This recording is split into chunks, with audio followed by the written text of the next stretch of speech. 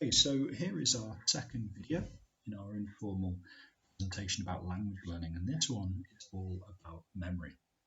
Now I want to ask you a question. Have you ever watched a video or looked at a picture which has then been taken away or covered up, and someone has asked you to try and recount as much from that picture or that video as possible? It's very difficult. Sometimes the police will use this to try and help people understand how little they remember from a traumatic event or a crime scene. We just don't pay attention to every single detail. And that's important. It's important for our brains that we don't do that because we have limited hardware. We don't have unlimited memory. And so it's really essential that our brains are so designed that we let things that aren't important to us at the moment or to whatever we're doing go in and go straight back out. Now looking at this picture, you'll see that there are three stages to memory. The sensory memory, so the vision, the hearing, the touch, and also the smell and the taste. We've got our short-term memory, and we've got our long-term memory. Now starting with sensory memory, these are the receptors, if you will, for all of that environmental stimuli. And the most common ones are vision, hearing, and touch, particularly for language learning. Now, if we don't really pay attention, if we don't attend to something, any of that environmental stimuli is lost. It doesn't go into our short-term memory. And again, think of it like the surface of water. It just skims the surface and goes off. It doesn't come into, it doesn't get submerged, okay? And that's really important. It skates off the top, so we don't have to pay attention to it. Otherwise, our brain would be constantly overloaded, just walking into the garden in the morning and hearing the birdsong. Trying to take in everything at once, our brains just simply can't do that. And that's fine. That's a design feature, not a bug. But looking at the sensory memory as a language teacher, one of the things that I wish to point out is that combining the different senses is a very effective way to make memory stronger. It enhances our short-term memory processing. It also, if you will, creates more little hooks on a word or a phrase. But it's easier to remember it. It's more memorable. If I can combine a picture with maybe a sound or someone speaking it, and maybe even something tactile, I can touch the object and I can meditate and think about for a few moments, really digest the concept of a mobile phone, a football, I don't know, a rose, a lovely smelling flower. I could start combining different senses, and all of a sudden that becomes a much stronger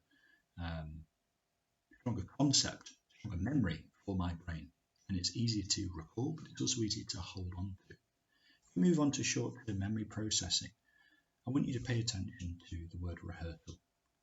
So capacity of 7 plus or minus 2. This is the amount of individual distinct chunks.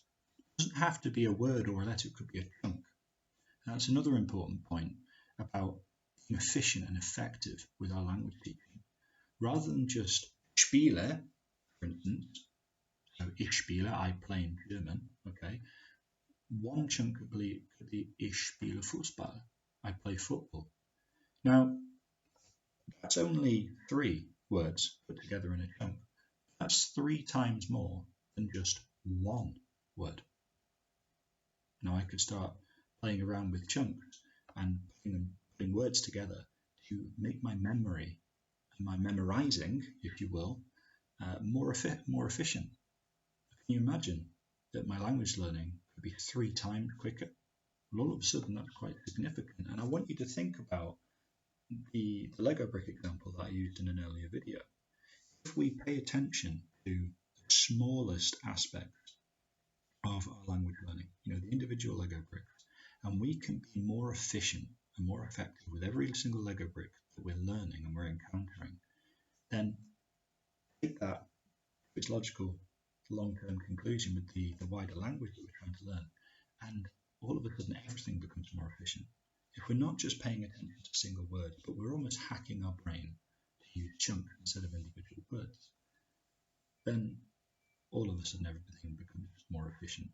Okay, our rehearsal takes less time to embed more things in our long-term memory. That rehearsal is really, really important. And this concept was not something I encountered as part of my original teacher training. This was a really, really good piece of CPD by a teacher called Gianfranco Conti, who I recommend to you all, particularly language teachers. And he's a man who wanted to figure out what does the science say about language learning in particular. How should we be teaching based on what works, not just inherited traditions or things that our schools have us do. Goodness knows how many things that we do as teachers just because we're told to, not because they're effective. And so a lot of what he has been doing is trying to introduce efficient language teaching strategies and language learning strategies. If we understand what our students are going through and we can put ourselves in their shoes and in their seats, then all of a sudden, as language teachers, we can start being far more effective and far more help. And I have to give credit where credit's due. His teaching has absolutely transformed the way that I do my classroom teaching. So the stuff that he's taught me has helped me become a significantly more efficient and effective teacher. And it's this concept really of rehearsal and review. There's so much busyness that's unproductive. We need to be focusing on this bit, the short-term memory processing, because, and here's the blunt fact, anything that you rehearse and repeat insufficiently is lost. Now that word insufficient is really important. You might go through the motions of repeating something and revising something, but if it's insufficient, if it's ineffective, it was wasted effort. So this brings me really on to the forgetfulness curve. Again, this is another concept that has really transformed my language teaching, because it has helped me go back to the fundamental theory really behind language teaching. It's helped me go back to the basics and think about, what am I doing that's ineffective? I might be keeping myself busy, keeping senior management in the school happy. Is it effective? Is it productive? Are my students benefiting from it? And it has really emphasized to me the importance of reviews. You can see here there's 4 boxes at the top. The x-axis at the bottom shows the time that passes after the initial encounter with a piece of information, if you will, something that you want to remember. Okay. Now, after 10 minutes, without an initial review, we are down to about 45%. There's another research paper with some different statistics in it that I will show. The point is essentially the same, but in this initial graph, we're seeing serious decline of memory without an initial review immediately after class. Now, in a future video, I want to talk about strategies for review that I hope will be of help to you. What sort of things could we do in the last 5-10 minutes that are efficient and effective to make sure that those reviews are, we're jumping the curve, if you will. We're overcoming the human forgetfulness that all of our students have. And we see 24 hours later, if we don't have that second review, having one review immediately after class in the long term, looking at the bottom after 1 month, the difference is negligible. It's about 5% higher. With that second review, we're looking at about 30% of what you've taught them that they've remembered after a month.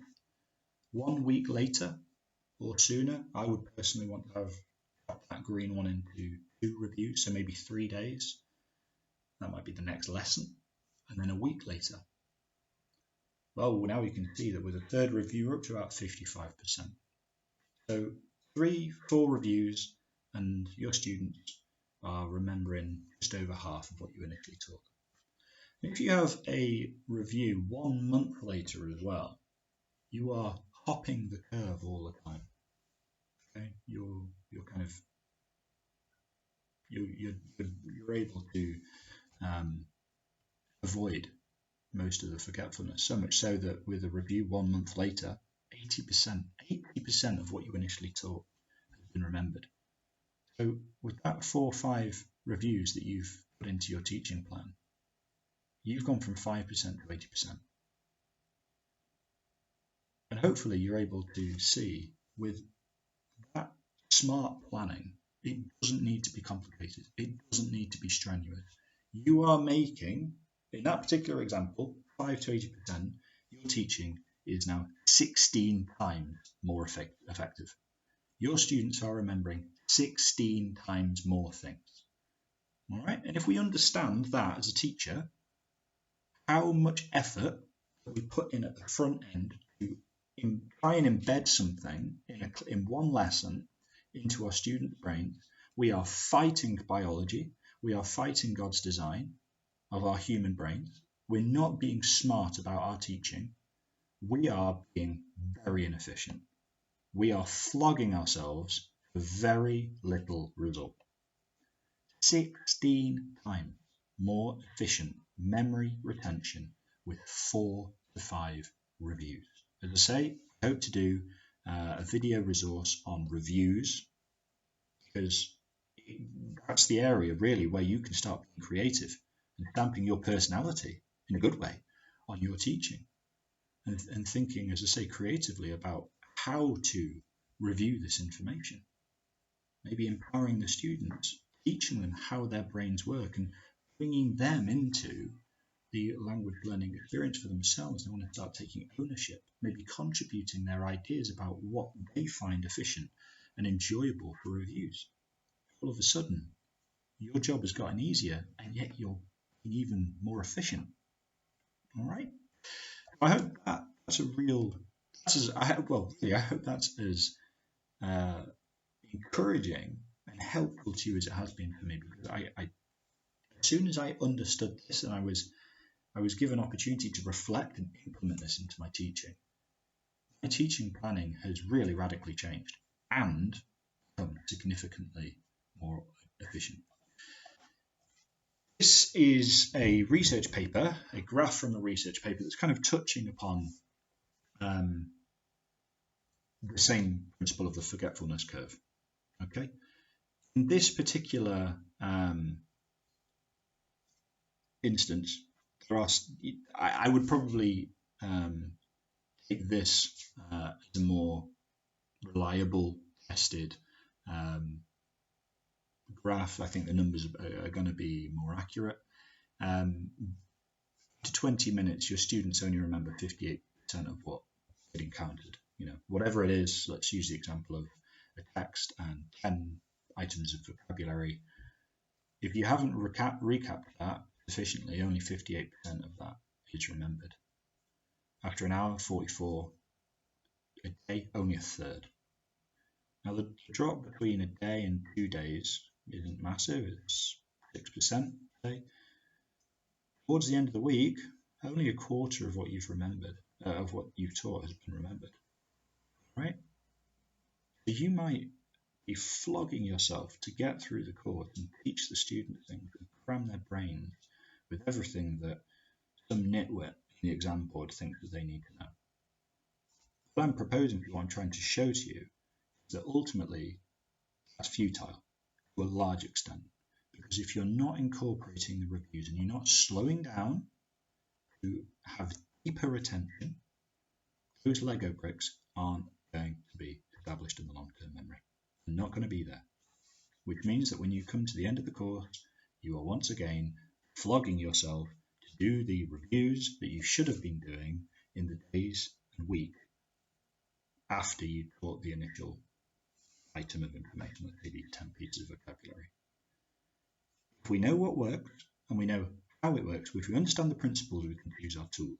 If we understand that this is how the human brain works, then this is what we should be basing our teaching and our planning around. This is how our classroom should be based around. The design of our classroom, the activities that we choose, the way that we structure new information and introduction to our students. This, I'm not saying it necessarily makes it easier. Teaching is a skill, it's a vocation, but it does make it simpler. And once we understand how things work, that there are guiding principles to memory, that's very empowering. And it's real encouragement as well. I hope you are encouraged by that. Now, just returning briefly before we end this little video, short-term memory in this rehearsal is where this review needs to be taking place. Okay, so this forgetfulness curve, okay, these are part and parcel of the short-term memory processing. All right, I personally would not consider something in the long-term memory of a student until weeks after, in that interim period, having had numerous reviews, a student could use those words in a text, in a speaking exercise, in a listening activity with no scaffolding, no support, and they knew it.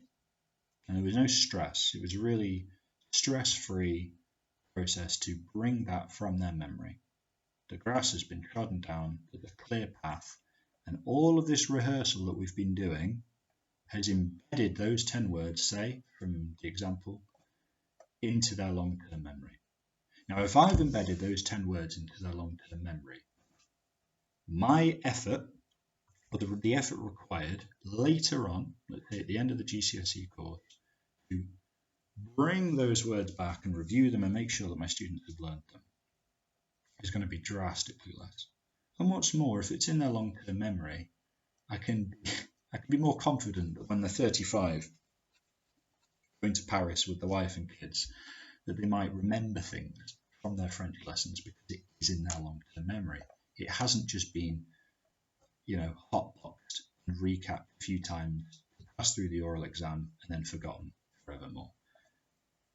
So I hope that's been of use to you. I would love to hear your thoughts and your comments. Please share the video. I appreciate it's a bit academic and it's really just a screen presentation, but I hope that the content of this video is as interesting and transformative for your teaching as it has been for mine.